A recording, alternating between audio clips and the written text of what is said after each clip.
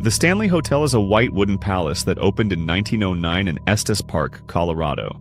It was built to be a high-altitude resort for wealthy tuberculosis patients and East Coast tourists who wanted thin mountain air.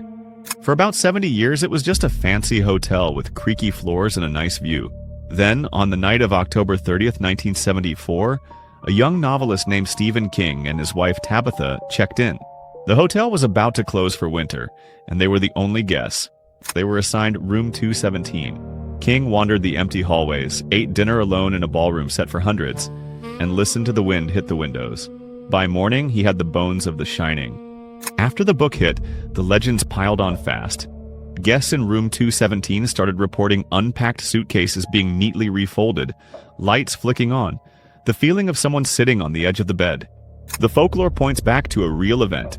In 1911, a chambermaid named Elizabeth Wilson lit a lantern in room 217 during a gas leak. The explosion blew her through the floor.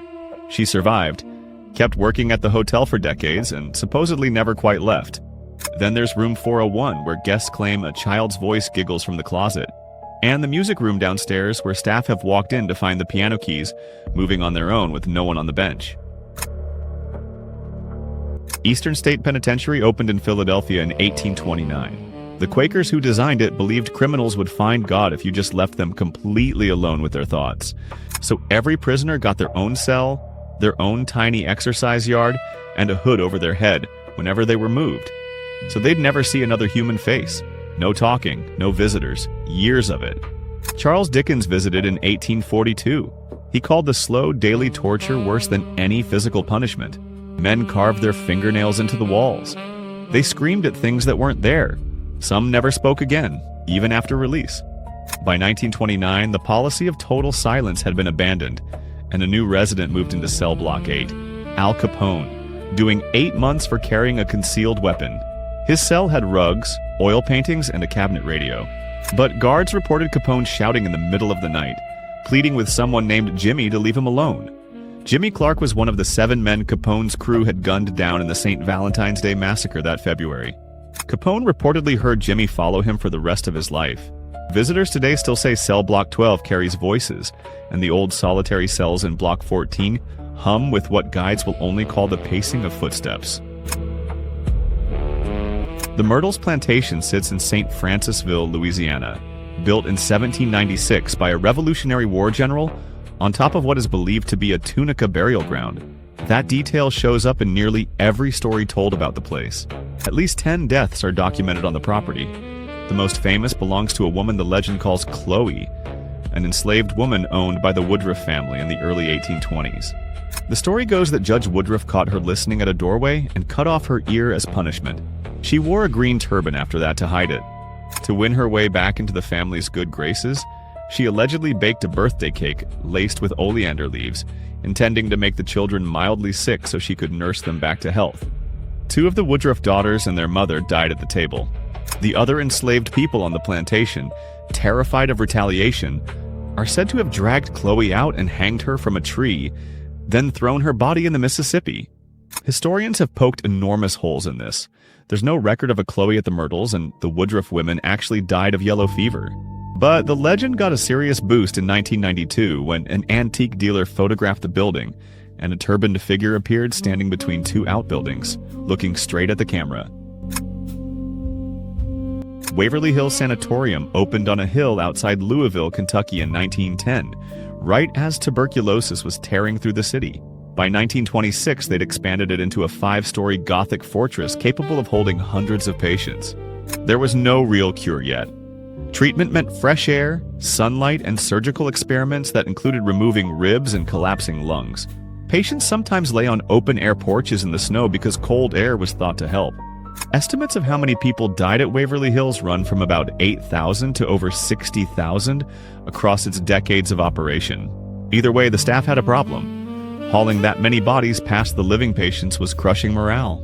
So they built the Body Chute, a 500-foot tunnel running from the lower hospital floor straight down the hill to the railroad tracks. Bodies were loaded onto a rail cart system and lowered out of sight. Visitors today say the tunnel still feels heavy. Footsteps, shuffling, the sound of something being dragged.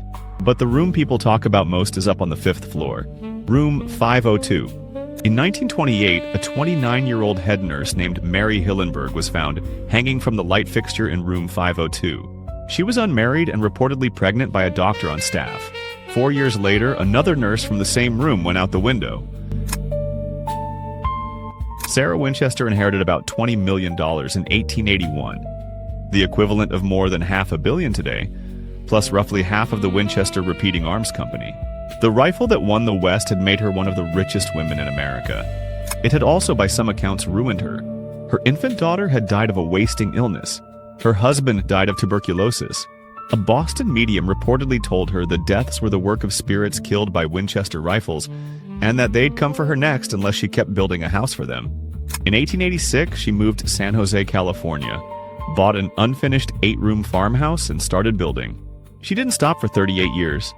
Carpenters worked in shifts, 24 hours a day, 7 days a week, until her death in 1922. There were no master blueprints. Sarah sketched the next day's work each night, allegedly after sitting alone in a seance room ringing a bell at midnight. The result is 160 rooms, 10,000 windows, 47 staircases, some leading straight into a ceiling, and doors that open onto 2-story drops. The leading theory is that she was building a maze to confuse the ghosts. The house still stands in San Jose, and staff there will tell you about the third-floor footsteps, the cold spot in the seance room, and a workman in coveralls who sometimes appears fixing a fireplace before he turns and isn't there. The RMS Queen Mary launched from Clydebank, Scotland in 1934 as the most luxurious ocean liner on the Atlantic. 3 smokestacks, 12 decks, a first-class swimming pool lined in mother-of-pearl tile. Then, the war. In 1940, she was painted battleship gray, stripped of her chandeliers, and turned into a troop transport. The Germans called her the Gray Ghost and put a $250,000 bounty on her head. In October 1942, she was racing through the North Atlantic at full speed when she sliced clean through her own escort ship, the HMS Curacoa. The Curacoa sank in 6 minutes. 239 sailors drowned. The Queen Mary, under orders not to stop for U-boats, kept going. She retired in 1967 and was permanently docked in Long Beach, California, as a floating hotel. Guests started reporting things almost immediately. The most famous spot is down in the engine room, at watertight door 13. In 1966, an 18-year-old crewman named John Petter was crushed to death by that door during a drill. Guests on tours now say they see a young man in blue coveralls near the door, and the temperature drops about 20 degrees as you approach it.